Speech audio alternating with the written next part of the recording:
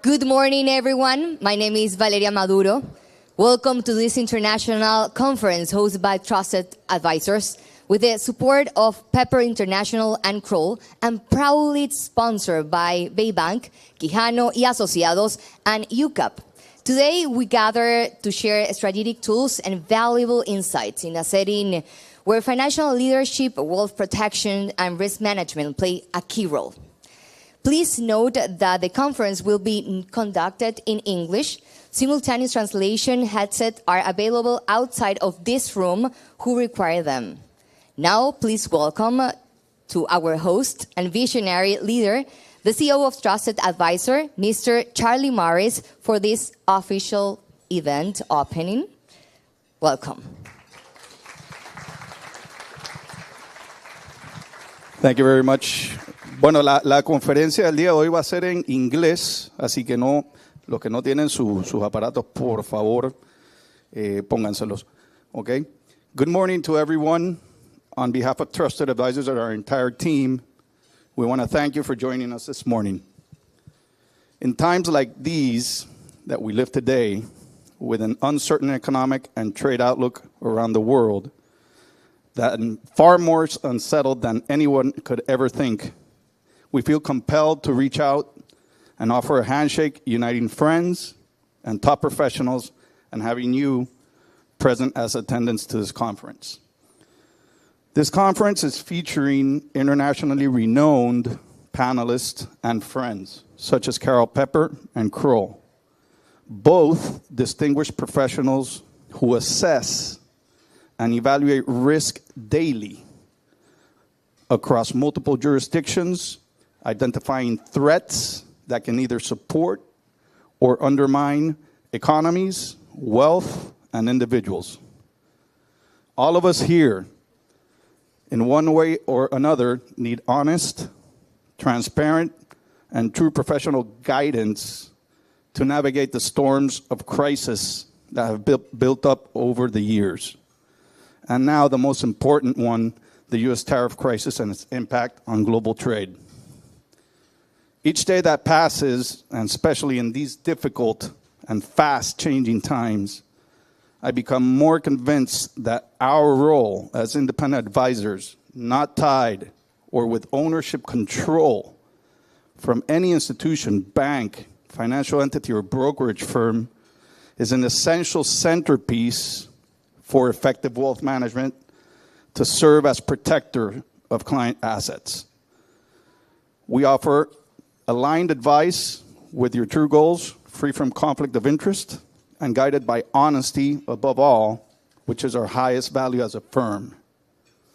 Once again, thank you for being here. I hope we all take something valuable from this session, which I believe will play an important role in helping us understand the key risks we need to identify and how we can begin preparing for a new global economic order. Thank you once again to all of you for being here, to our sponsors, to our team for organizing the event. And now we'll leave you with a short corporate video to introduce Trusted Advisors. Thank you.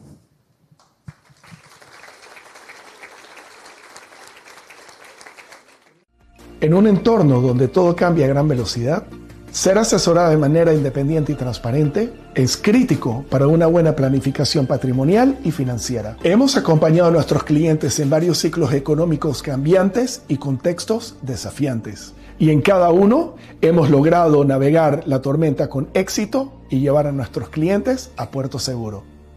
Con un diagnóstico patrimonial integral, diseñamos estrategias personalizadas que corresponden a las metas personales y empresariales para cada etapa de la vida.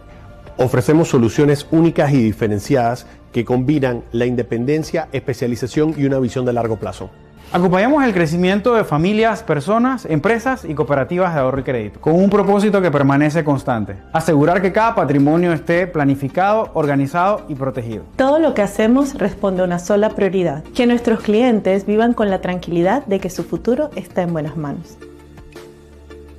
Nuestra experiencia nos ha enseñado que avanzar a un ritmo firme y una actitud conservadora no solo brinda estabilidad, es lo que con el tiempo marca la diferencia. Porque una buena planificación financiera comienza con visión y se consolida en un legado que trasciende hacia generaciones.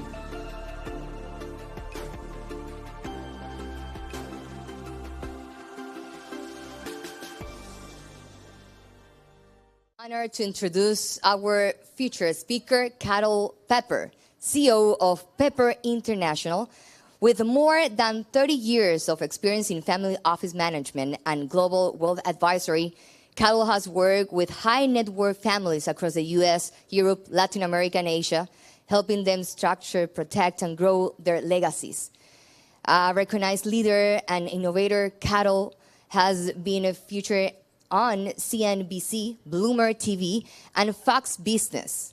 Today, she will share her perspective on navigating challenging times in her presentation, having success in turbulent times, strategies, and tactics to apply in 2025. Please join me in this giving warm welcome to Carol Pepper.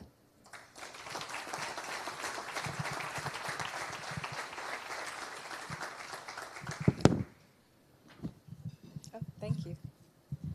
Good morning. So wonderful to be with all of you. Thank you for the warm welcome. Thank you to Charlie and his beautiful family and Christian and all of the wonderful people here with us today. I'm very excited to share some thoughts with you about what's happening in the world, what I see as I travel around, and what other families are doing in these interesting times. I'm sure you've heard there is a Chinese proverb that says, "May you live in interesting times," and we are definitely living in interesting times. So let's see. Okay. Anybody here watch the news in the morning? So we've had trade wars, we have recession forecasts. You wake up one day, we're going this direction. We wake up the next day, we're going that direction. It's very hard for business owners right now to make long-term plans because we're in a time of uncertainty. Gold is doing extremely well for the first time in many, many years and may go to $5,000 or $10,000 an ounce because people are worried, they're nervous, people don't know what's happening. And that's the environment that we're in. So it's basically an environment of slower growth, potentially, higher volatility, and lower profits. But this is not the first time human beings have faced this kind of environment. And I like to look to history and what our ancestors have faced, what has happened over time in the world, to think about how do we react. And one of my favorite books for business is called The Art of War by a general named Sun Tzu. Some of you may have heard of this book. It's a famous, very small book. You can read it in 20 minutes. But he talks a lot about war and times of uncertainty. When he was alive, there were various states in China fighting each other, trying to take over. It was a time of aggression and uncertainty. So his advice was basically that you have to know yourself extremely well in times of uncertainty, meaning your strengths, your company, your family, what is good and what needs improvement. And you must also know your enemy, the others in the battle and the terrain that you're working on. And I love this last point he says, which is not as famous as just know yourself. If you know yourself and the enemy, you will win. If you only know yourself but not the enemy, you will lose. And if you know neither, you're going to lose every time. So gathering information, being extremely prepared, watching the changes is something we have to do right now. And I love this last line because he was in charge of vast, large armies. And just like a big company, he had to make plans to move huge troops around, decide where to build a fort, whether or not to lay a siege. He was very interested in working with spies, security people, things like this. So he says the commander who wins a fight performs numerous calculations before the battle. So being prepared, understanding your business, being on top of your numbers is how you win in this type of environment that we're facing today. And so that is what we are going to talk about, and then we are going to be very privileged to hear from one of the leading security firms in the world about what they're doing for global companies around the world on these issues. So there's 3 things we're going to talk about. We're going to talk about protection, process, because process is actually one of the most important things you can have in your business and with your family to succeed, and resetting your priorities, understanding that, okay, the environment is not stable. How do we maneuver and constantly reset our priorities? And I can tell you, I have been taking care of families for a long time. We're going to just look briefly at what I've been up to, just so that you can know who is speaking to you. And so for the last 40 years, this is my 40th year doing this, I have been working with families all over the world, both Latin America, United States, Middle East, Asia, and Europe. And what I can tell you is it's been an incredible journey. I've been honored to win a number of awards. I feel very grateful for that. And by the way, all of these slides are available. There's a QR code on your table that you can get on your phone, and you'll get a lot of this background information. And before that, I was able to work at Morgan Stanley, JP Morgan, Credit Suisse, and I managed $1 billion for the Rockefeller family. So I've been very lucky to see a lot of different families and their businesses in a lot of different situations over many different periods of crisis, dot-com crashing and oil crisis, even the first crisis, some of us remember for Japan when that crashed in 1987. So we've seen a lot of ups and downs, and it seems like now we have a new crash every year, a new problem every year. So yes, it is a different environment, but in some ways it's the same, an uncertain, changing environment, right? So I'm going to talk briefly about our first strategy, which is setting up and protecting your family first. I mean, think about it. God forbid something really bad happens. The most important people to protect are your family members, your actual people that you love. And they need to be protected, both their money, their strategies, and the children that you are raising to take over your business. All of this needs protection, especially in a time of so much turmoil.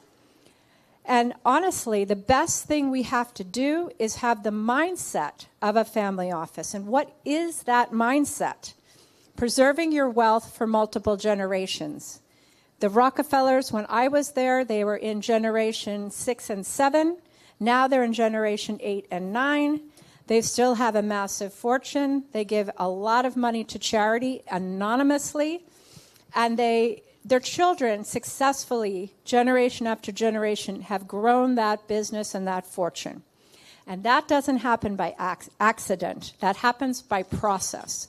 So if you want to take the beautiful businesses that you have created and you want your children and your grandchildren and your great-grandchildren to actually have that money, you're going to have a strategy. And over the last, I'd say, 25 years, I've seen the family office structure become that most protective structure that you can create to take care of this family of yours. Without that structure, it's very difficult to make these generational transactions, because what happens when humans are under stress?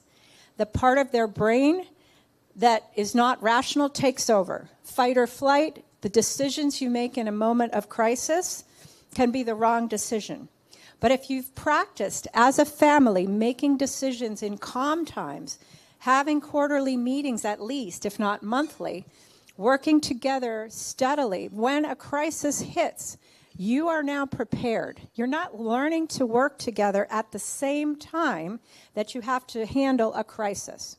So that is why it's very important to set up a good family office process and procedure, if you don't have one, or if you think you have one, to upgrade it now during this time of pressure so that you can be successful for whatever comes our way. Because I don't care what you hear on the news, I can tell you, because I go on the news, they're always asking us to make it more exciting, more sexy, more crazy when we talk on television. So you're not necessarily getting all the truth on the news from any news outlet. So you as a family have to take in a lot of information and make your own decisions. How are we going to respond, given our circumstances, to the situation that we're facing? And you need to have this family office mindset to get through these tough times. Okay? All of these slides will be available for you afterwards, so you don't need to worry about taking notes. But basically, what you're trying to do is maximize your wealth, make good decisions without fighting with each other, centralize that information, and every generation revitalize and renew the family. What can go wrong? You've probably heard this from somebody before, talking to you about money management, but it's really actually true, and I have witnessed it firsthand. 70% of families don't get beyond third generation, sometimes even less. Beyond fourth and fifth, very, very few in the world. So the main reasons why the families break up and the business doesn't last: trust and communication breakdown, failure to prepare the children, and no family mission, which we're going to talk about briefly. So it's the people, it's not the money. It's not making investment decisions. It's being able to work together to make decisions, whatever you decide, as a group, without fighting and lawsuits.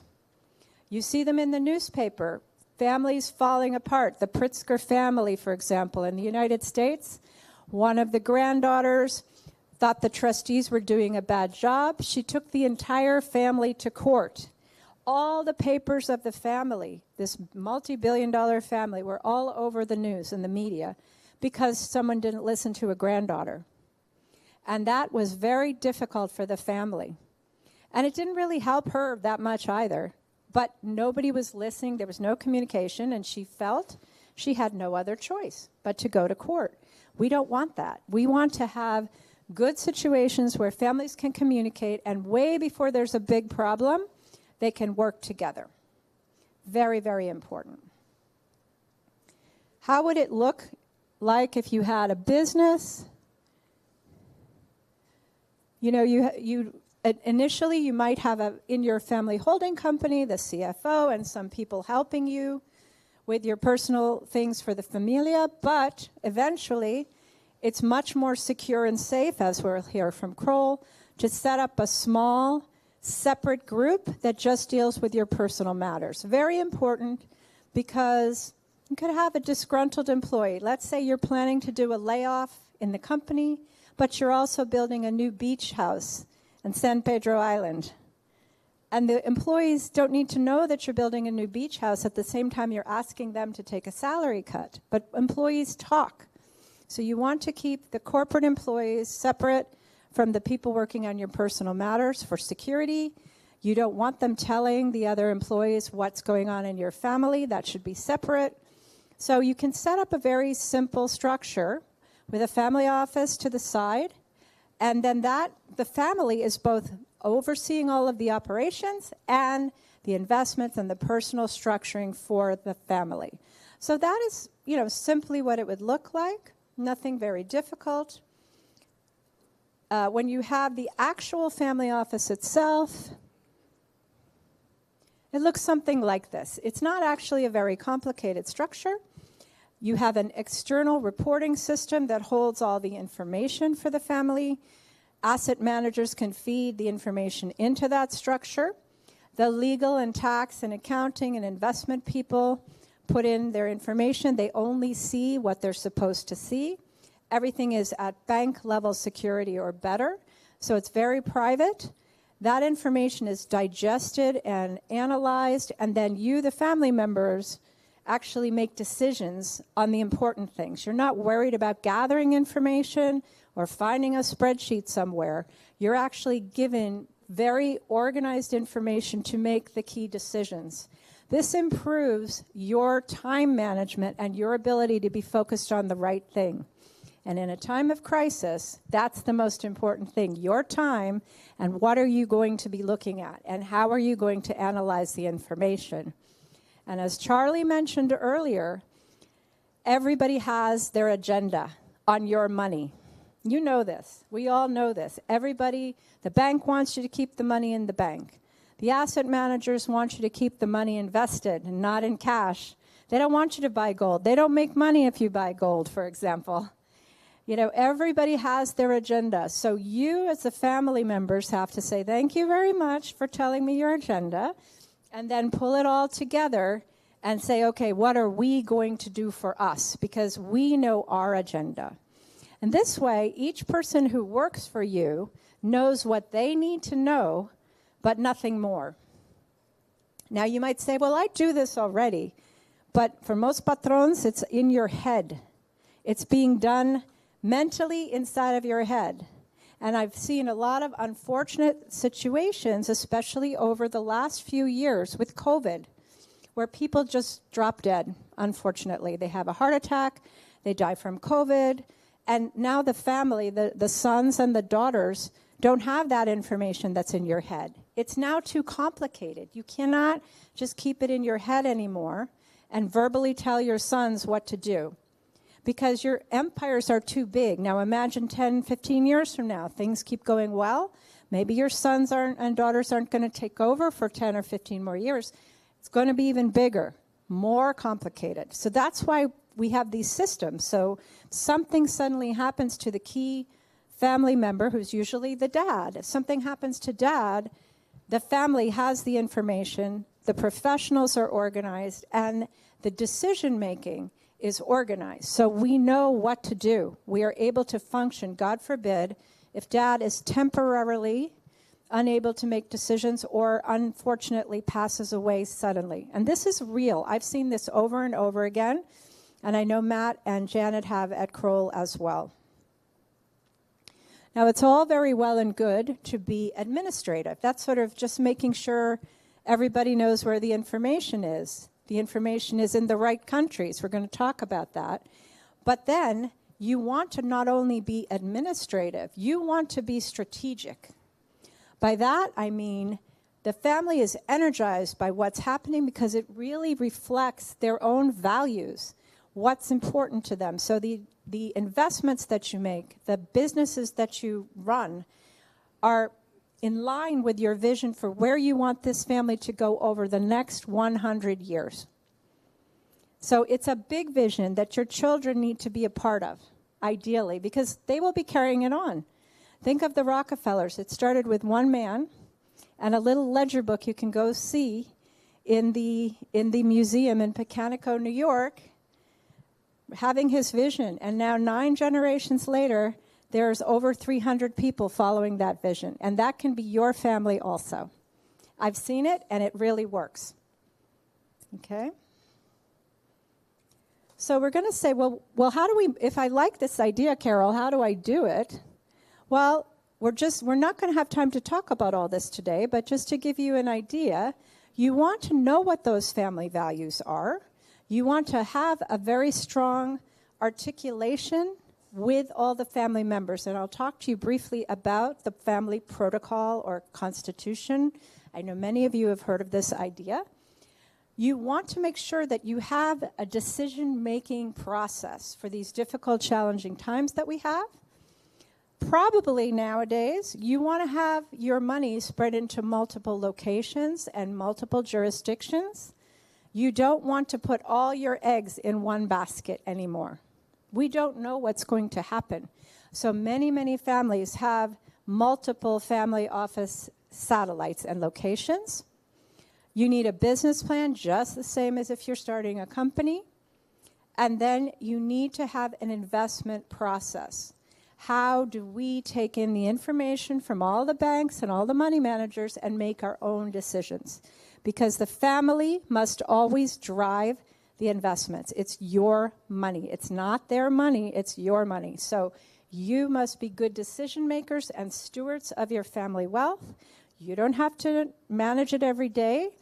I wrote a book for women called The 7 Pearls of Financial Wisdom, a woman's guide to enjoying wealth and power, because women bring important perspective to the decision-making on money management, and they are important, and they are very good at managing money too. So it's not just the gentlemen of the family, it's also the ladies. Yep. And when you do that, your family is going to be successful. These are just to give you an idea, all of the types of services that we're going to put together in a family office. We're going to make sure that everything is integrated and everything is working toward the same goal. So besides investing, it's about the planning, the locations that you put the family office in, education of the children, healthcare, security, absolutely security, what's going on in the businesses. All of this must be integrated. That's the main thing. And nowadays, because our businesses are so complicated, you have many, many top experts who can work with you, but then it's the synthesis of all that information and the prioritizing of your goals that is your job. So the experts are going to make all of this information available, and you still have to decide what to do. And imagine your child sitting in your chair 15 years from now. He or she has to make that decision. You have to train that person to be ready to do it properly. Yeah? So we're going to just talk a little bit about that governance concept. Because people often say, oh, that's the soft skill. It's not like managing money. It's a soft skill. It's the key skill. It's the key skill. Okay, it's a meta skill. Underneath, meta skills are the skills that make all the other skills work. How to decide today. We do not want our kids asking ChatGPT whether to buy or sell our companies. Okay? That's the way the world is going. Making all decisions by Googling. You can't make decisions about a family business by Googling. You have to take information and make a good decision, but you have to trust your brothers, your sisters, your family members, that if you all decide together, you will make a good decision. That's important. To get to that step, you have to practice. And the way that we do this, so that when the big decisions come, like should we sell a business? Should we leave the country, move to another country? Many people from Venezuela that I'm sure we all know had to make that decision. Does the family stay, or do we pull the whole business out of Venezuela and move it to Panama, for example, or wherever? So big important decisions, practice, practice, practice, and when they come, you make good decisions, okay? Also, the old school decision making is, I just say this is how it is and that's how it is. Tyrannical decision making. We know what that looks like today, I think. But what works with most next generation people, young people, they want rules-based decision making. We have rules that everyone in the family is under the same rules. It's not because he's the favorite that he gets everything and, you know, she hates this one so they get nothing. That's not a good way to run your family. It's just not going to work in the long run. The main document that we use for family governance is called a family constitution or a family protocol. And this document describes a lot of important things like who's a family member? Are the brother-in-law and sister-in-laws family members or not? Do the children get to make votes? At what age? Do the people get to work in the family business? What do they have to do to qualify to work in the family business? What if one brother is just a party animal and the sister went to Harvard? Does the brother become the sister's trustee because he is male and she is female? That still happens today sometimes. So making rules that are fair, that everybody can live under, is the family constitution. It usually tells you how to interact with the companies, philanthropy, joint properties, and other family assets. So we will not have time to go through all of the complications and exciting parts of making your family constitution, but I did just want to mention this to you because I think it's so interesting. This is the Mogi family. Some of you might have used Kikkoman soy sauce on your sushi. This family has been living under their family protocol since 1630, okay? 17 generations. Look at how beautiful their family protocol is. It starts from the values. Make strong morals your foundation and focus on money last. Now we're 17 generations and they're still Doing very well. Thank you very much. Yeah. So this is the type of morals-based thinking, virtue-based thinking that can get you to 17 generations. It's simple, strong truths. When you teach your children this, the family tends to go on and on. They remember these things, whether they learn from mom and dad or the grandparents. Be strict with yourself, but kind to your servants. Keep your personal expenses low. Save money for the unexpected. Sounds so simple, but it worked for 17 generations. And you can read about this family. They're very, very interesting. Just to give you an idea, in the family constitution, you're going to cover these topics. You're going to uncover your family values, your mission and vision statement, who are the family members, how do you conduct yourself, who are the senior family members who are on the family council, and what happens if you break the rules. So these are the kinds of things that you would work on. So you can imagine if you had these things and everybody agreed with them, when you have a crisis period and we have to vote on an important decision, we know what to do. We're ready to make important votes. Yep. And then your family office staff needs to read that constitution so he or she can execute your vision with the staff. Very important. This is a new structure, new trend that's happening now, which really goes to what's happening today, and that is geopolitical locations of your family offices. It used to be that people would have one family office in one country, assets all in one country. Everything was simple. Now, you're going to be putting assets in multiple countries, multiple jurisdictions. You need tax lawyers and advisors who can actually quickly move your money from one place to another. I will say Trusted Advisors is excellent at this type of a job. They know how to do this, and it's very, very important. Let me give you a short example. So you may know that London was a very good place to just buy a big, beautiful townhouse in Mayfair, and that money, you were not taxed as if you were resident in London. It was called non-resident, non-dom. You could live there but not be taxed.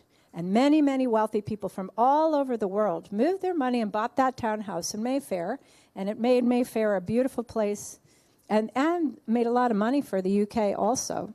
However, they've changed those rules now. New political party. Now, if you keep your townhouse in London, you're taxed as if you live in London 30 and 40% on all of your money. Guess what's happened to Mayfair property? Prices have dropped. People have moved buying gorgeous apartments in Dubai now. I know of at least 35 families that have sold their house in Mayfair, and I've been getting a lot of calls from real estate brokers in London about the deals on beautiful apartments near the Connaught in London because everybody had to leave. They can rent, but they can't own now in Mayfair. You got to move your money out of there. That happened pretty quickly, and I can't tell you how many people their advisors weren't on top of that. And so the rules changed in April, and they were starting to think about what to do in March. It's too late. It's too complicated to move everything so quickly. So having a group that works with you to keep on top of how the tax regimes are changing in different locations is very, very important right now because all the governments of the world need money in whatever country, and they're starting to want to tax people on different things. So you have to be ready to move your money. And, I used to say at least 2 locations. Now maybe it's more like at least 3, 4, or 5 locations because we just don't know what's going to happen. And Deloitte Touche, you can get the study online, just came out with a report that said family offices, more than a quarter already have at least 2 locations, and they're starting to get to 3 and 4. So this is happening right now. These are the kinds of things that, as a family, you're going to have to decide on. Okay, let's say, Carol, I agree with you. Well, what 5 locations? And how much do I have to pay to have 5 locations? Is it worth it to me? Is there enough risk that the money I have to pay to keep 5 locations is worth it? But that's an important question you have to address. Maybe you only need 3. Maybe you do need 5. Maybe you need Singapore, Dubai, Panama, Miami, and maybe somewhere else, Mauritius, Singapore, different parts of the world, because we never know which political situations are going to change when nowadays. You know? As an example, maybe you're doing one in the US, one in Panama, one in Europe, one in Dubai, and one in Singapore. Okay. That sounds easy, but it actually setting up companies in all these locations and being able to quickly move your money if you had to is not something you can do in a day. And it's something you have to decide. It will affect your children. Are they going to be willing to? Do you need to send someone to live in Dubai? In Mexico right now, you can send somebody offshore to live outside for 3 years, and you can transfer all your family stock tax-free. That's going to go away. So a lot of people are sending one kid out to Spain to live now for a couple of years so that they can move family stock around without taxes. That loophole will most likely close. So these are the kinds of things you have to keep on top of nowadays. It's not so simple. But it can be done. It's not impossible either. That's the most important thing. Now we're going to talk briefly about investment process because it's the same concept, the same theme. We have to be in control. We have to have good information, as Sun Tzu told us, to make good decisions. And we have to have vigilance over what is happening, right? We have to be looking for early warning signs, and we have to have enough information to be able to move quickly if we need to. So the process, when I talk about process, it has to be meaningful, measurable, and transparent. Why? Because I don't want to hear, oh, that brother, he just manages our money, and I don't know what he's doing, and everybody's always complaining about him behind his back, but nobody else comes to the investment meeting, and that poor guy is trying to do it by himself. That's a lot of families. Today, the world is too complicated. We actually need to have people working together. Oh, dad is starting to have dementia, but he doesn't know it, and we don't know how we're going to get a hold of the process. Difficult, right? How are we going to make changes? These things are very real that everybody's facing as people get older. And I really tend to believe that what actually helps you, what actually protects you in every single state of the world is this. Trust and well-being. You have to trust each other as we're all on the same side to make decisions. We're communicating consistently in a way that we all trust. We're managing risk. We know there's risk and we're going to take care of it. And we want to grow the wealth. If we do those things, we're going to win in these uncertain times. And understanding roles and responsibilities.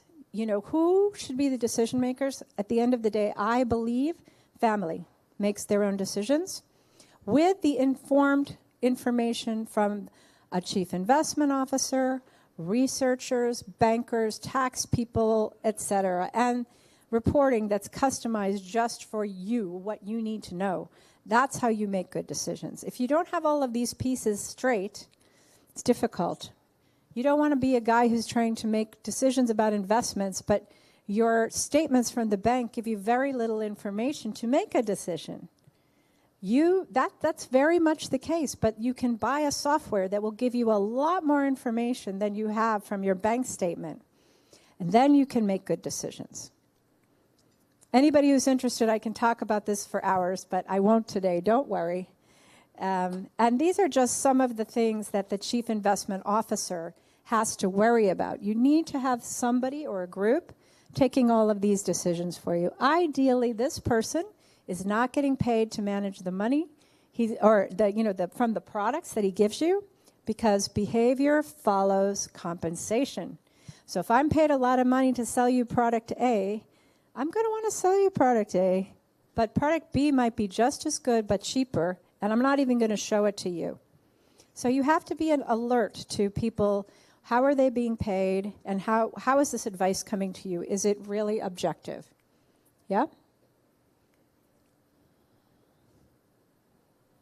So everybody getting good information, then being able to make good decisions with consolidated reporting is really going to be your friend. That's how we're going to make it through this difficult time. And then having a serious investment process inside the family office, ideally.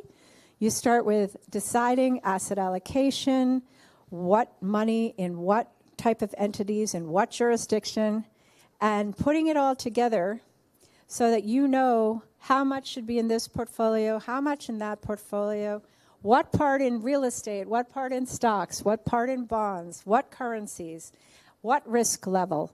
And it's going to vary by the type of entity you're creating. Then you're going to tell all these money managers in a written investment policy statement what you want them to do. They should not be writing the investment policy statement. You should be writing it. And we could spend a whole hour or two on how to do that. And then finally you pick the managers, right? It's like constructing a house, step by step by step. Yeah? And then you monitor it going forward, and you get the information that you need to monitor everything properly. Yeah? And again, I'm a very, very big fan of having your own private consolidated reporting with your own customized views to make the right decisions for your family. System should be absolutely strategic and based on what's important to you, which 99% of the time is not what is important to your money manager. Your money manager wants to make more money from you and have you more invested. You want to protect the family for multiple generations. So you have to tell him what to do, not the other way around. Very important. Yep. And for example, most of the families that I work with, I tell them to do advisory management, not discretionary. Advisory means the money managers have to ask your permission to buy or sell something. Discretionary means they can do whatever they want with your money, and you look at it once a month or once a quarter or once a year. I like to ask people to be advisory, stay involved. Even if you personally don't want to do it, make one of your kids do it. Make somebody be watching and actually making the decisions. Take responsibility. Don't just give it to the banks.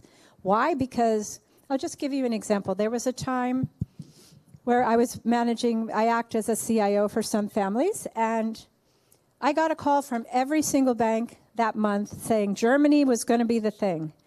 Buy German stocks. I mean, Deutsche Bank called me, JP Morgan called me, Goldman, buy Germany, sell US.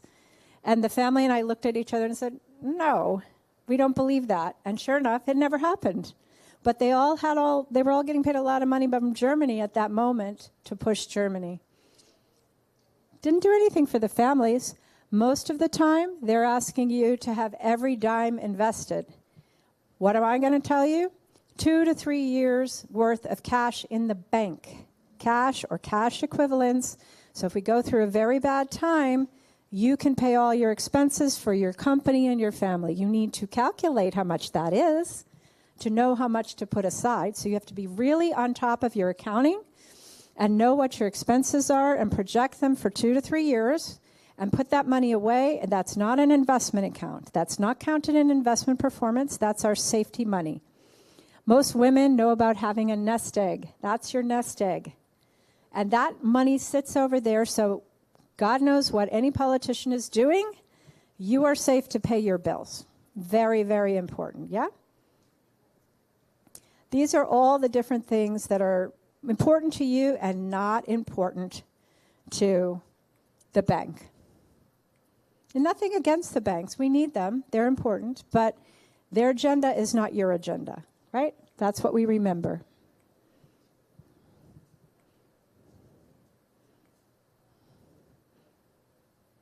Increase liquidity. As I said, I like to have 2 to 3 years. And I would say there's only one asset allocation in the whole world. Only one that you have to know. And it's only 3 letters. CBA. C equals cash. 2 to 3 years in the bank. A little bit more if you want to be even safer. B is beta. That means anything in the public markets is going to move with the market. Beta. It's the same return as the market. You might get 0.5% more, 2% more, but it's not going to be radically different than what the market is doing if it's a publicly traded security. 99% of those securities nowadays are being traded by computers very quickly. You can't keep up with it. So accept it. You're going to get market return on your liquid securities. Alpha is your private companies, real estate, directs, venture capital. That's where your alpha is. And in any one portfolio, you'll have the right weight of those three numbers. Maybe you need more beta and just market returns in a philanthropy portfolio. For your grandchildren, you need more alpha. They've got 30 years to grow. In your personal portfolio, you need your cash to pay your bills. So you're going to be making the decisions about where to put the money based on the needs of the portfolio, but those are the only three important things that actually count, in my opinion. And again, asset liability management really is going to count in the next few years, because we could wake up tomorrow with a new news announcement and have to do something different, so we better have enough cash to pay the bills. Yep. The other thing I will mention to the business owners in the room, if your children do not want to keep the business, and they've kind of told you, maybe they're afraid to tell you, but you kind of know they don't want to keep the business, that's okay. But who should sell the business then? You should sell the business. Again, what if the world really goes crazy? We might go into a 10-year downturn in the next period of time, but right now everybody still thinks everything's sort of okay. So maybe now you have to get more serious and actually sell your business. If you want to sell it in the next 10 years, maybe you should sell it in the next 6 months. That's my opinion. I'm serious. I'm totally serious. Or find out the people that are going to buy it, because you are the best person to sell it. If your kids don't want it, don't leave it and make them do it. Don't give them that burden. Just bite the bullet and be the hero and sell it at a great price for your children. If they don't want it, you have to sell it. Or make a strategic alliance that if something happens to you, that other company will take it over. You can do a partial sale, try before you buy, sell 20 or 30% to another company, and if you all are friendly, have a time when they can take the rest of it, or they're forced to take the rest of it at a good price. Okay? That's a hard one, but actually it's time to make those decisions, guys. It really is time. Because we might have 10 years when you can't make that decision, and you may not want to wait 10 more years. You might be stuck with a company that's doing great now, but what if 10 years from now AI has made your company completely obsolete?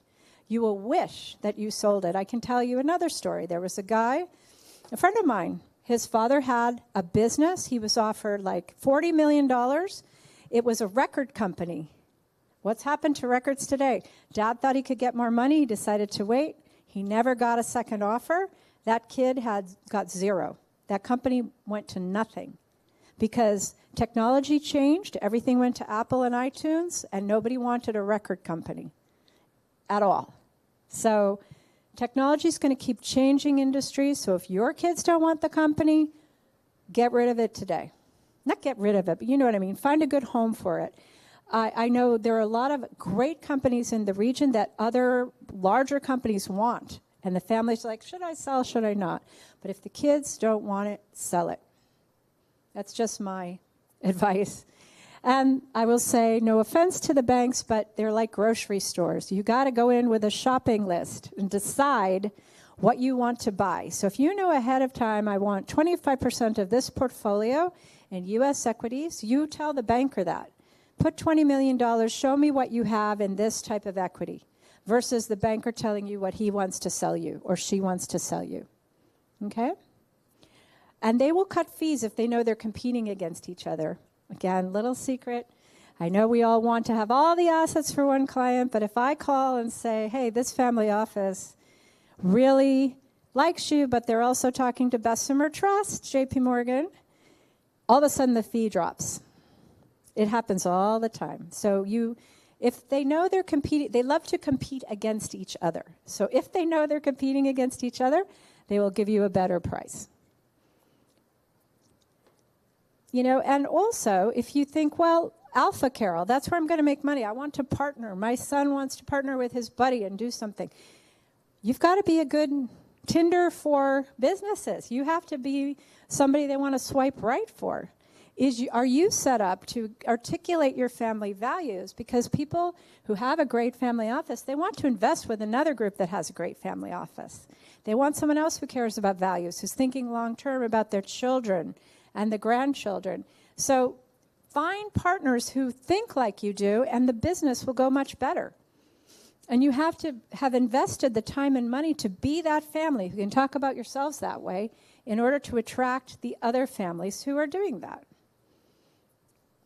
Events like this and things that I know Charlie puts on here and other people in the room put on are great places to meet the kind of investors that you want to co-invest with, other families who think like you do that alpha work, to grow things and make them bigger.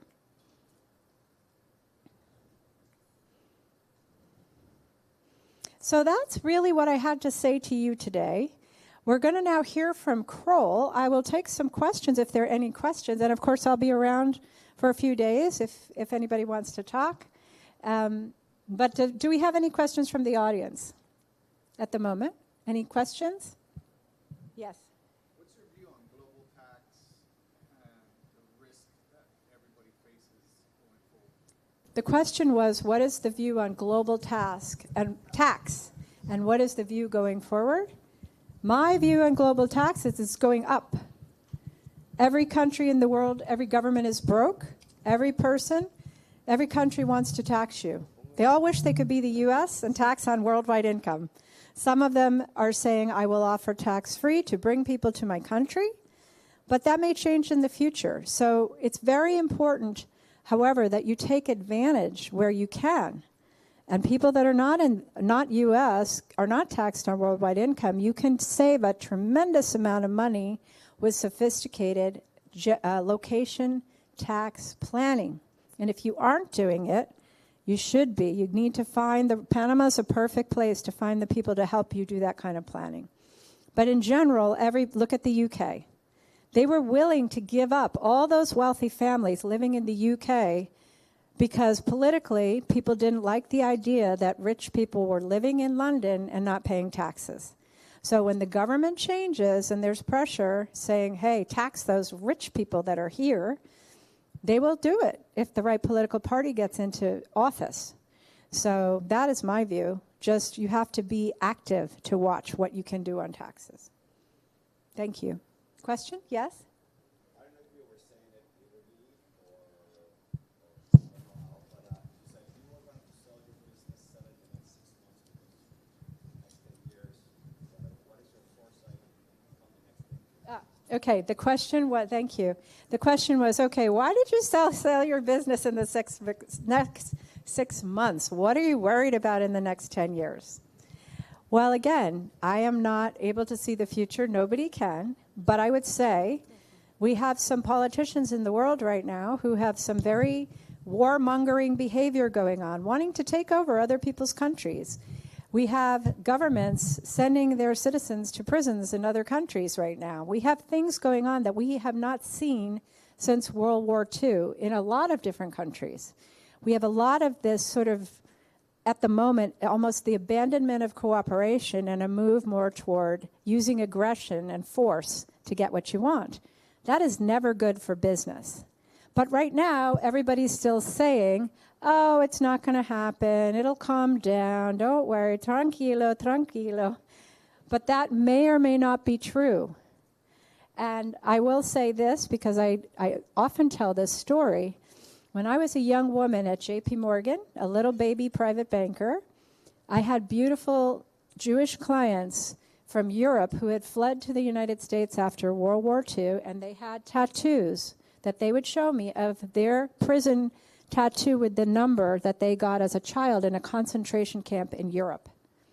And they said to me, I'm alive because my parents made a decision to change before the situation became too difficult and I couldn't change.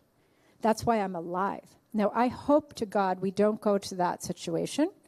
That's what we would call a tail event. Maybe it's only 10 or 20% possible. But it's higher than it was. It's higher than it was before because a lot of countries are making a lot of noise right now, and we don't know exactly what's going to happen. So that's why I'm saying that, because let's say it does get scarier. What's going to happen? Nobody's going to be buying companies. Right now, the next 6 months or so, everybody's thinking it's going to go back to normal. But what if it doesn't? That's the real question. I hope that's not the case. I don't want it to be the case. We're going to hear next from Kroll what they think. They have a huge, massive global staff looking at these kinds of questions. But if you're planning to sell anyway, start looking more seriously and doing it sooner rather than later. Because what if that does happen? I hope not. But again, families are, some of them are in their 16th generation. They lived through World War II, dropping of a nuclear bomb on the Kikkoman soy sauce family in Japan, and they're still going. So we will survive. We want to thrive. I think that's our message, right? We want to thrive. We want to be happy. We want our children to be happy. And no matter what happens in the outside world that we cannot control, we can control a lot by our decision making, by becoming good decision makers, working as a group together, uniting as a family, and being smart, taking in all that information so that we can move quickly if it is unfortunate and something bad happens. Thank you. Thank you.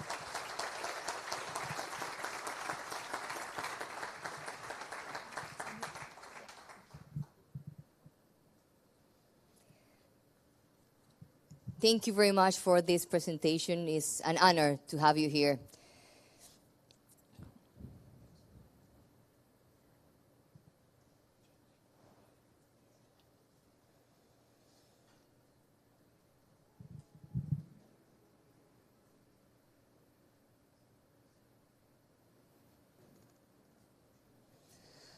Well, we now continue with the exclusive panel on financial security and risk management, led by Kroll, a global firm known for his comprehensive experience in corporate intelligence, compliance, and reputation protection. This panel will be moderated by Carol Pepper, and we want to join Carol Pepper on this panel are the following Kroll experts. They are Matthew Dumper, Management Director, Global Service Line Leader, Enterprise Security Risk Management. Please. Janet Basurto, Senior Manager, Enterprise Security Risk Management. Welcome. And you enjoy this session.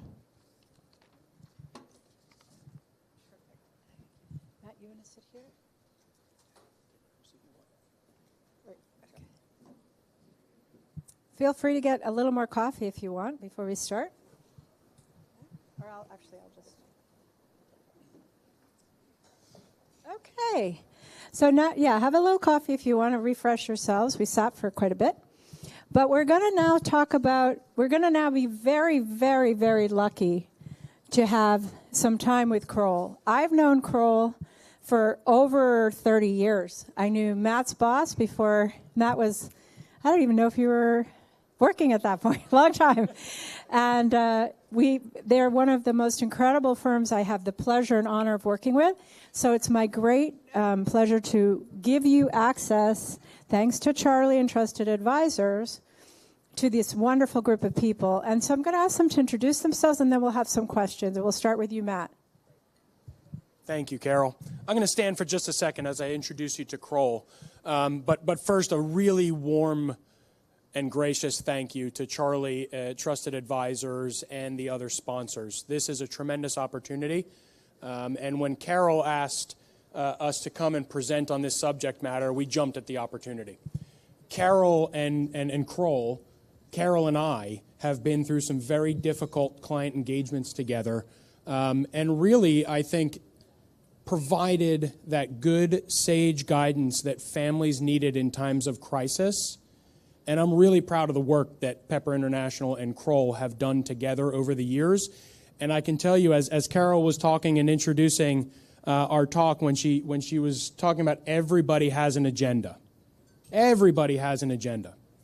Kroll's agenda, my agenda, and working with Carol with some of the most influential families is protecting your families from harm and embarrassment. That's my job. That's our job. Whether that harm or embarrassment is born out of geopolitical risk, whether it's born out of family members, friends, business relationships, travel to risky environments, investment decisions, all of that can create risk. And that's the risk that we help avoid by providing good, well-informed geopolitical risk advice, travel security, managing threats to families, setting up the apparatus to protect family members globally from all forms of harm. That's what we do together. Now, as I take a step back, Kroll's a firm that is broken into two parts, financial advisory and risk advisory. I have colleagues who are absolute experts in global tax, valuations. We're the #1 fairness opinion for transaction deals in the United States. When going through mergers and acquisitions, when thinking about the business partners that we have, we are one of the most sophisticated in third-party background due diligence so that you understand who you're doing business with globally.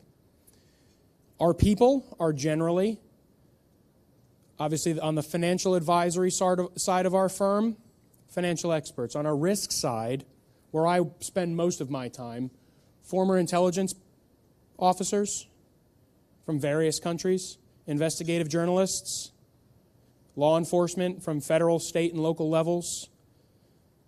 We round out our team so that we get access to the information that, frankly, nobody else does. So that's a brief introduction to Kroll. I'm really happy to be here in Panama. It's my first time in Panama. I spent most of my career before Kroll traveling the world with the U.S. Department of State. I was a diplomat. I was a special agent, so I ran the risk side of U.S. foreign policy. I spent a lot of time in U.S. foreign policy. I'll do my best here today to help you navigate some of the risks associated with the geopolitical landscape that we see today. So, Carol, thank you. Charlie, thank you. Trusted advisors and sponsors, thank you so much for this opportunity. Thank you, Matt. So we're going to not pull any punches. Let's start with the question that is top of mind for people who do business in Panama and the United States. And it's what I alluded to earlier: geopolitical risk, tariff risk, political posturing, warmongering happening all over the globe. And people are still trying to run their businesses and decide where to put their family wealth. Talk to us about the best global practices that families and private companies owned by families use today to navigate, what's going on and what are they doing and how is Kroll helping them do that? So much for starting off with an easy question.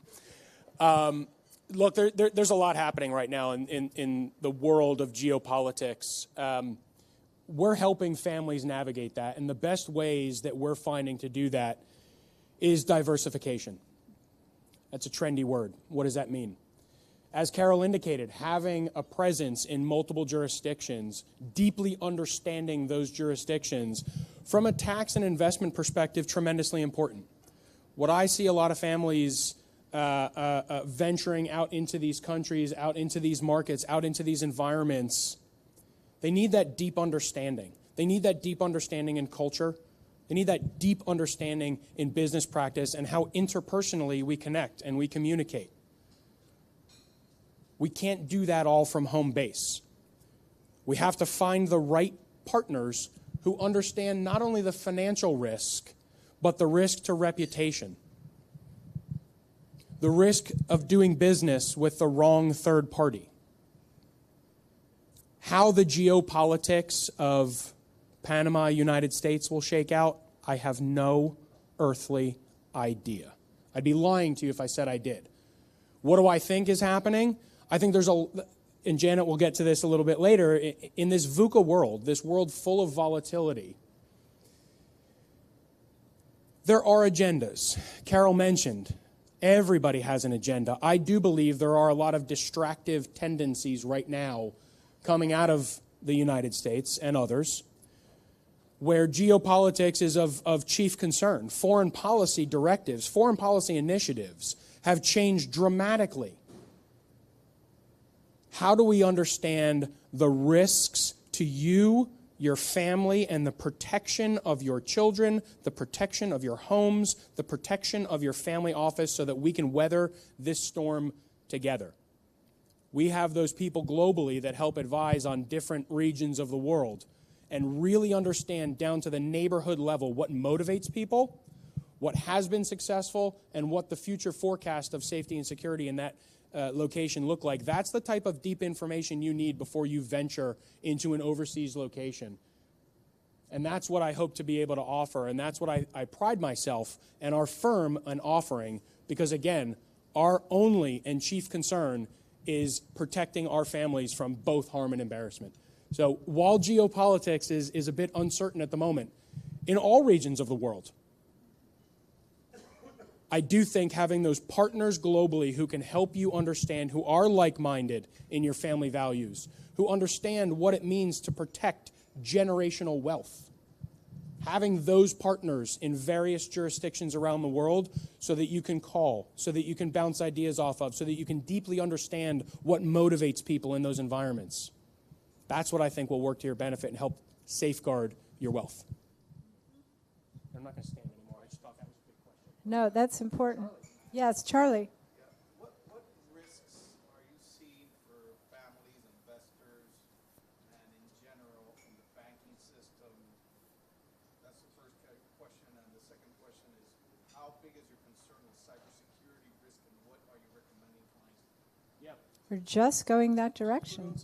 Yeah. So just repeat the question, Matt, so everybody can hear it. Yeah. So first question is, what are those risks that we're seeing to banks and institutions? And then how does cyber play into this whole? The risks that we follow most traditionally, globally, are those risks to individuals. What I have seen over the last 4 to 5 years are hostile governments targeting those in specific industries,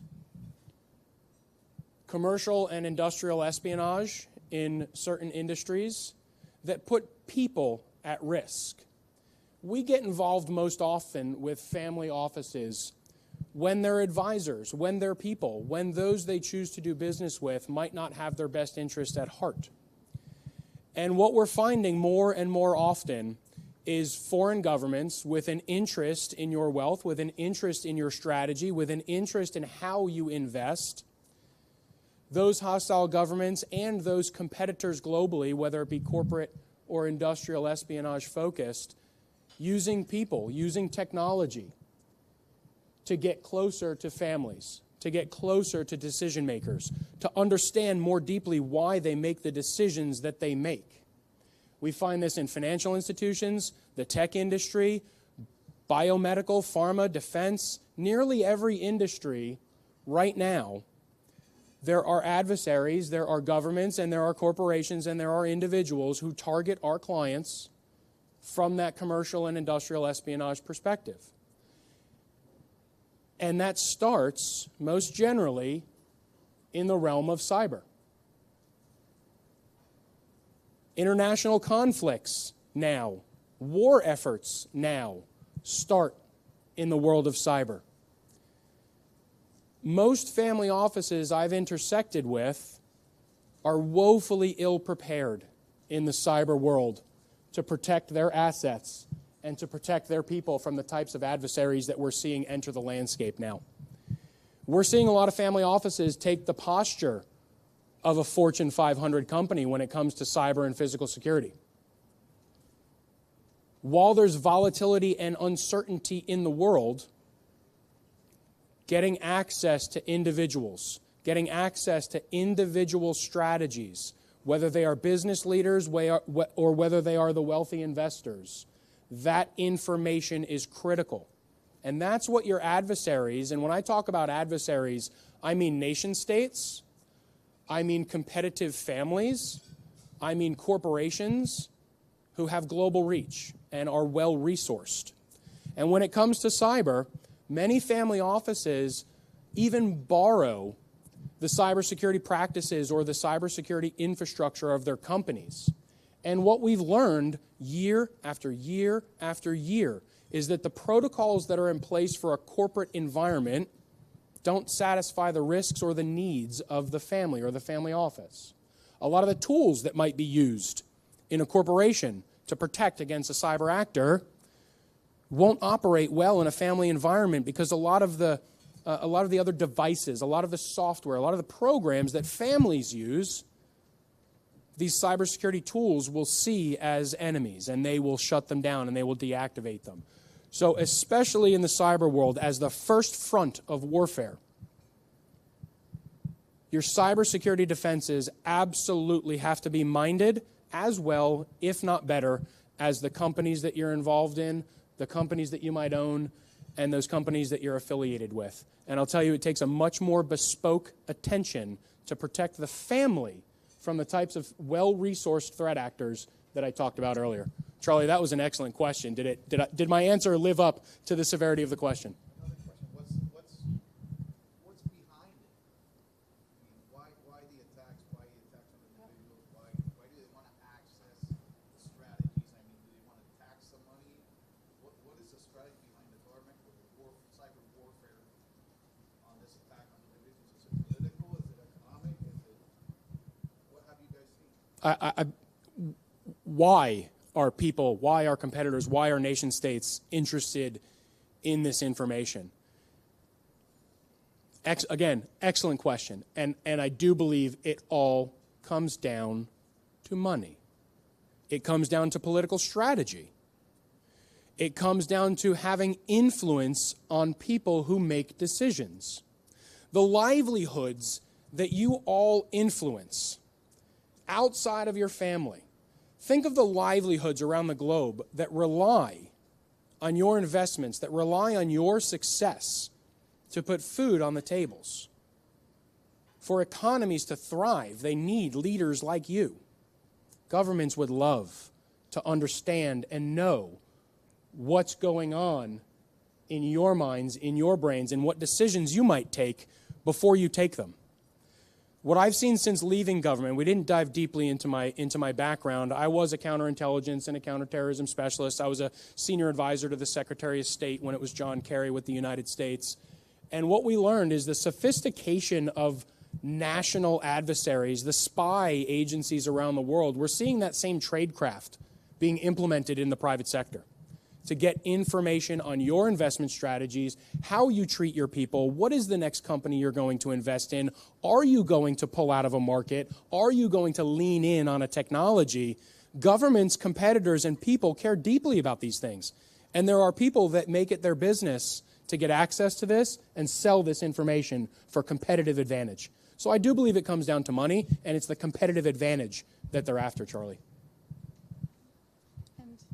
I just want to add something, and muchísimas gracias por la invitación, Charlie y Carol. Soy de Mexico, pero we'll talk in English now. My background is in protective intelligence. That means I spend a lot of time analyzing threat actors, understanding their motivations, understanding exactly why they would want to attack different organizations, different companies, different clients. What we are seeing, and brilliant answer, by the way, what we're seeing with, in addition to nation-state threat actors, we're also seeing those groups that may fall into the malicious actor. You know, that one person that may be angry, that may be upset with a client or an organization, or just me, you know, looking around for opportunity to attack. I spend a lot of time on the dark web. You can hire a cyber person to essentially attack, you know, they sell their services now. And this is not to scare you, but you can buy someone on the deep web for the equivalent of $30 with crypto. That means that the access that anyone can have now to launch attacks against an organization, a family office, is so widespread. You don't need to be well-funded anymore. So just to add to your answer here, which is brilliant, is we're looking at different ecosystems of potential threats. And so cyber is incredibly important because that's entirely different ecosystem. Someone doesn't need to have access to your door anymore to attack you. They can have access to your cyber networks. They can have, all of us have a refrigerator or a TV that has Wi-Fi that's connected to the Wi-Fi. We call that Internet of Things. That is a door to your network. And if you have all of your information, financial information in your computers, in your servers, then you're essentially opening a door to sensitive information. So protecting your cyberspace, protecting your networks is incredibly important, equally as important as making sure that you close your doors and close your windows at night. So I just wanted to add that. I didn't know it was that cheap to hire somebody to hack. It's $30, you said, Janet?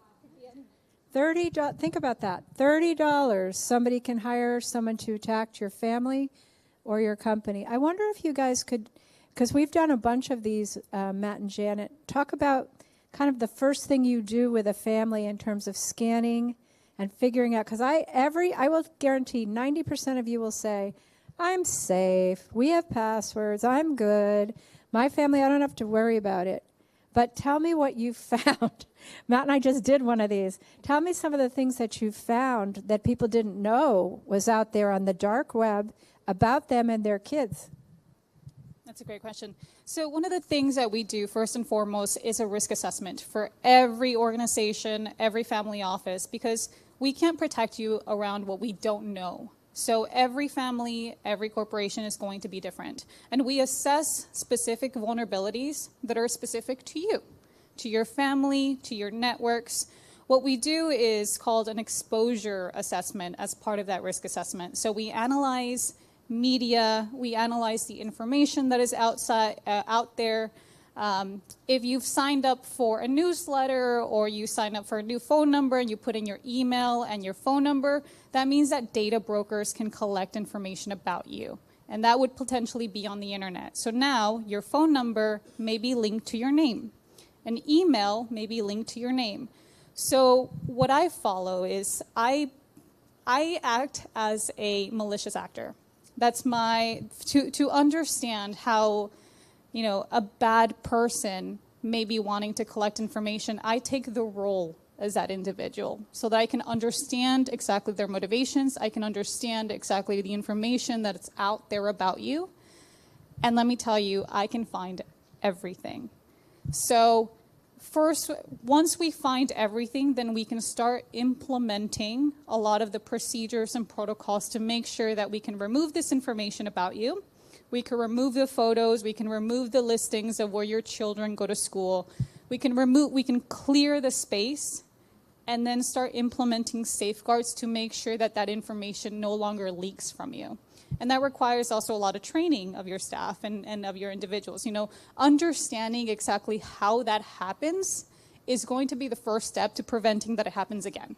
So if I understand, hey, I put a Facebook video of me on vacation and I'm listing exactly the location of where I'm staying, the hotel, the times and the dates, that means that a malicious actor can use this information about you.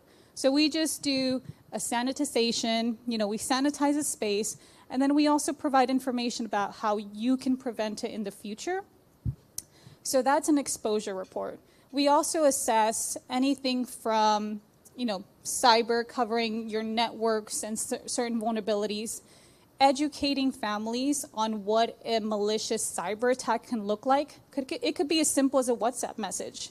If you get a WhatsApp message from someone pretending to be a friend, they send you a link, hey, this is an invitation to something, you click on the link, now you've opened up your phone to a potential attack. So we teach, part of this is education. Part of this is awareness building to understand exactly how this can happen, how we can prevent it in the future, and how we can safeguard also the networks around you.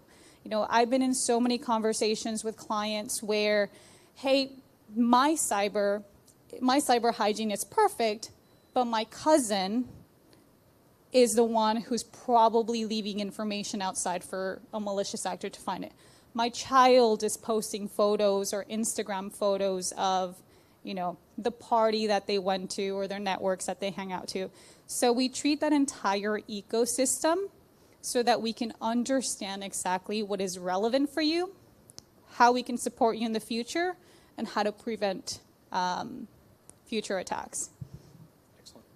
And tell them about this extremely nice prezi that you're giving everybody, a regalito, I think you say in Spanish, right?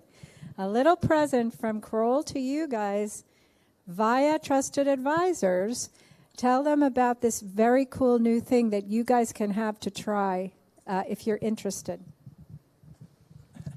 Thank you, Carol. So at Kroll, we pride ourselves on staying in the forefront of technology. We can't solve our clients' problems without harnessing technology because technology is being used against us and our clients. The advent of artificial intelligence and how dangerous it can be and how powerful it will be if harnessed properly. So we stay in the forefront of technology. We make sure that you're protected from the vulnerabilities that technology can expose. And what we also did to put our money where our mouth is we invested a tremendous amount of money and acquired 2 tech companies that helped us develop what we call a family office application. And this family office application is designed to do a lot of things, but first and foremost, collect all of that threat intelligence that might be out there about the family. It's the information that Janet and her team can find on the deep and the dark web and social media and all these nefarious little enclaves that your adversaries might conspire. It's the information that we draw out of media. It's the information that we draw out of active campaigns and PR events. And we look for those threatening activities. We look for those indicators that somebody might be conspiring against you. But how do you do that in this enormous reservoir of information? It's tremendously hard. So we created an application. It's a web-based, no-code application, so we have extreme control over how we tweak it and tailor it to each family.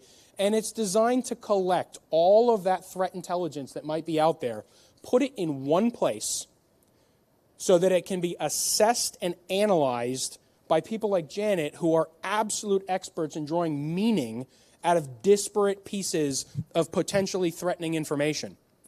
She and her team understand how global threat actors work.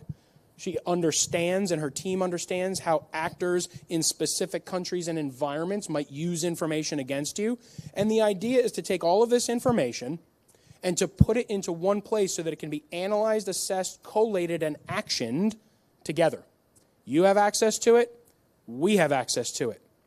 It allows us to provide better advisory services to our family office clients with full transparency. And when they ask, why are you recommending this strategy? We can take you back to that initial data point that alerted us to a potential vulnerability, the assessment thereof, and why we are providing this advisory and guidance. Now, a lot of family offices enjoy it because it also helps track spending when it comes to security services. Different jurisdictions around the world have tax incentives when money is spent based on a real and demonstrated threat environment. We can help demonstrate that threat environment so you can justify and verify the validity of your security spend. It can also help you track over time the trajectory of your threat environment. Are we aggregating more or less information? Are there milestone events where we see a spike in intelligence or information about you or the family? Maybe it's around a merger, an acquisition. Maybe it's around a family announcement. So we know going forward, using data as our guide, that the next time we embark upon a similar action, we're better prepared for it. So our job is to take all of those disparate data points that are out there and put them in one place so we can talk about them together. And Carol, thank you so much for the introduction on that.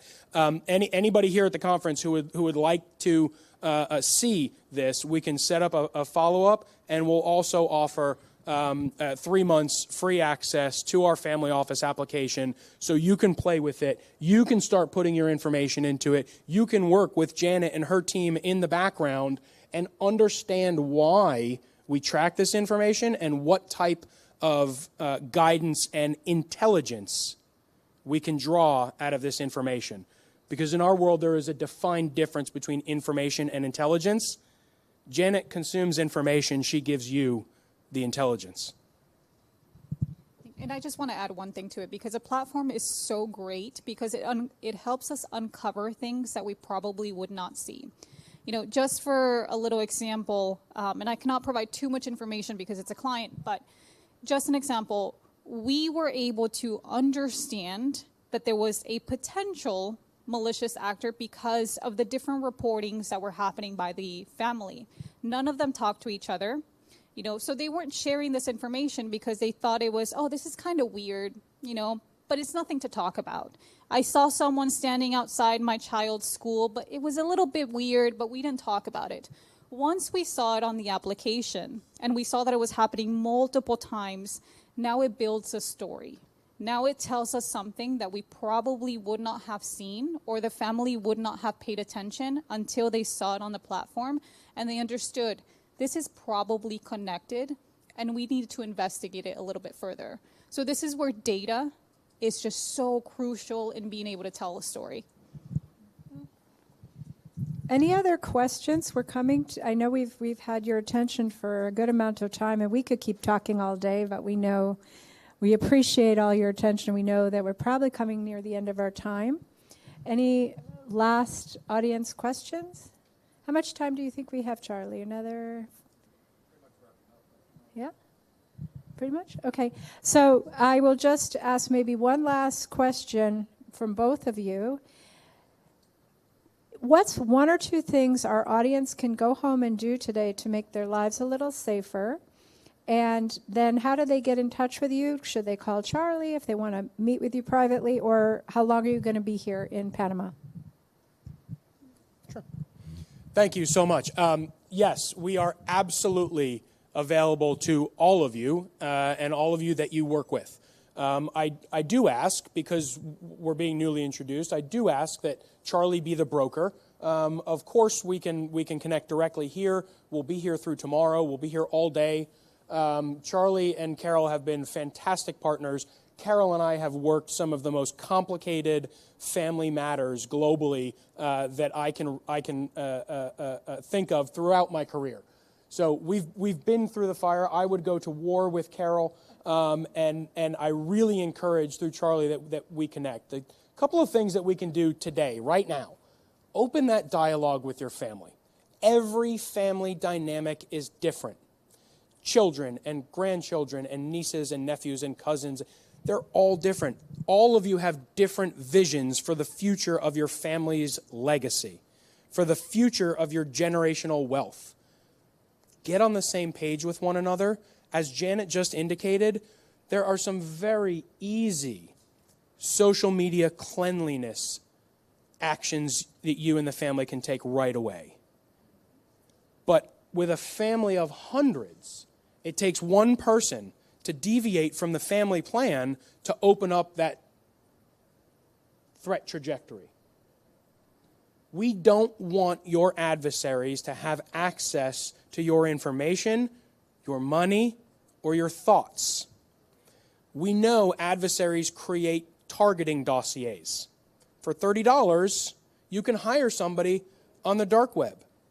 All of that information that is scraped off the internet, that comes from somebody calling your family and asking inquisitive questions, or masquerading as a potential business partner because we didn't do the proper due diligence, we don't understand who that person is, all of that information can be captured in what we consider a targeting dossier. Get on the same page with your family members as to what information you want known about the family, what information should be safeguarded, and what information must never be shared. I know you asked for several. For me, that is the one, and if we can accomplish that, your family's money, legacy, and reputation will be far more safe than it was before today. And I really encourage that. Again, Charlie, thank you so much. Janet, close it out. And to add another thing here, one thing that I want to leave you all with is that to protect a legacy, you have to be proactive. It's not a question of if a disaster will happen, it's about when. And being able to successfully navigate through that means that you need to have built the muscle memory, you need to have built the plans and ensure that those plans work, because sometimes, you develop plans, you think they're ready, there might be a fault in it. It's so important to understand what works, what doesn't work, and to follow through with that. So be proactive instead of reactive, because that will just ensure your success 10 times over. So that's what I want to leave you with. Thank you so much to Carol, to Charlie, for hosting us, and to everybody here. This is an incredibly delightful conversation to have. I'm so glad to have it. I can talk about this for years and ages. So anytime you want to talk about this, please do ping me, let me know. And, as Matt here also said, we were so excited. This is also my first time in Panama. Lovely country. So thank you so much for having us. Thank you.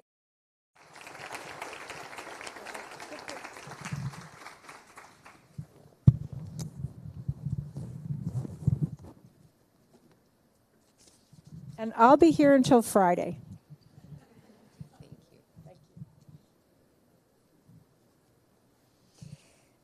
Thank you all for your presentation, for being here, for sharing your knowledge to help us to continue growing as citizens.